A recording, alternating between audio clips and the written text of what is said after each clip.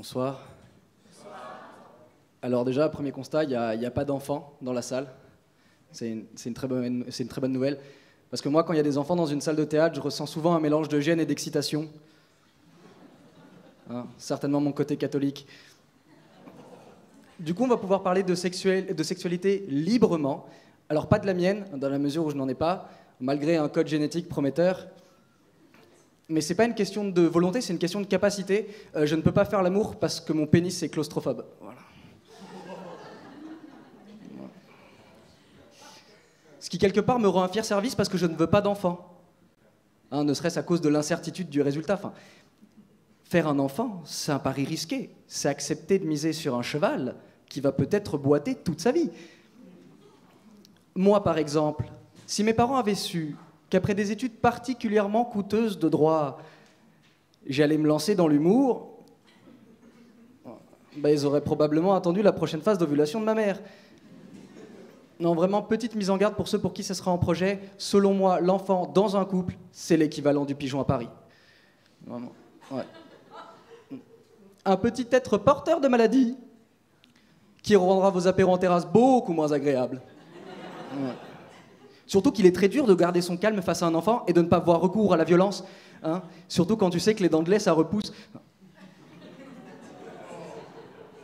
Non, mais c'est à se demander si Véronique Courgeot, en congelant ses enfants, elle n'a pas su lier l'utile à l'agréable. Elle peut siroter son verre de rosé tranquille, sans jamais manquer de glaçons.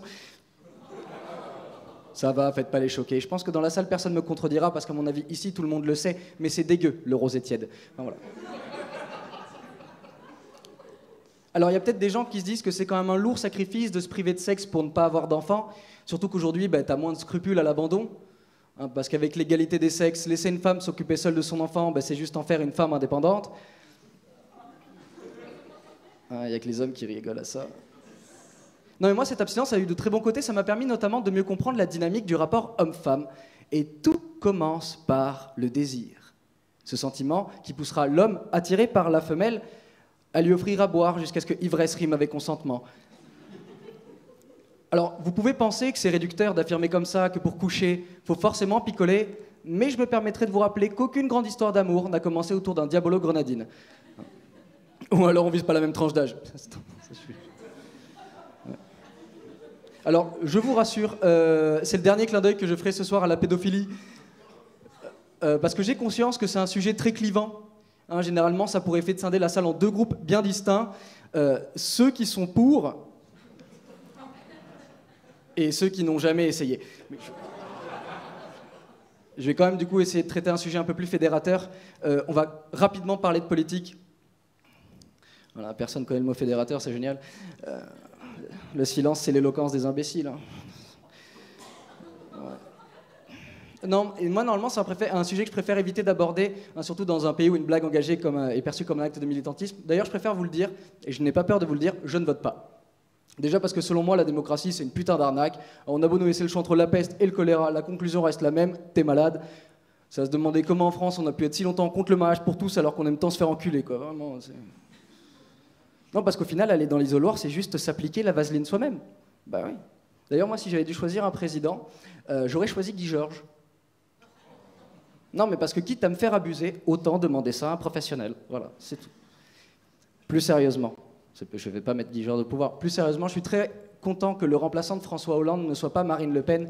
Hein, ça aurait vraiment été une très mauvaise nouvelle ici pour tout le monde. Surtout quand tu sais que 84% de la société Gaz de France appartient à l'État. Celle-là.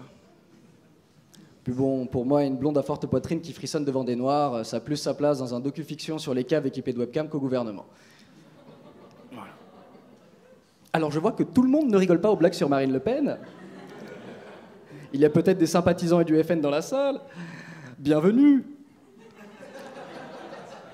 Je peux faire un pas vers vous. J'en ai pas véritablement envie, mais je peux faire un pas vers vous. Ça se trouve, Marine Le Pen, c'est un génie de la politique.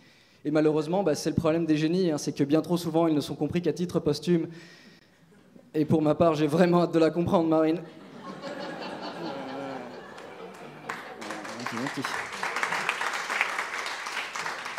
Non, et puis je comprends pas son problème, cette fixette qu'elle fait avec l'islam, comme si c'était néfaste pour notre société. Au contraire, l'islam, c'est génial, ça fait de super capitaines de soirée. Ah, ouais. Après, ça pose le problème de rouler en voiture volée, hein, ça c'est... Alors, non, je m'excuse, c'est Ramadan encore, je ne voudrais énerver personne. Surtout que j'ai aucun problème avec les musulmans. Moi, la véritable religion qui me pose un problème, c'est le bouddhisme. Parce qu'on ne sait pas véritablement ce que c'est. Est-ce que c'est une religion, une philosophie, une façon de dissimuler sa chimio? Parce qu'ils sont chauves.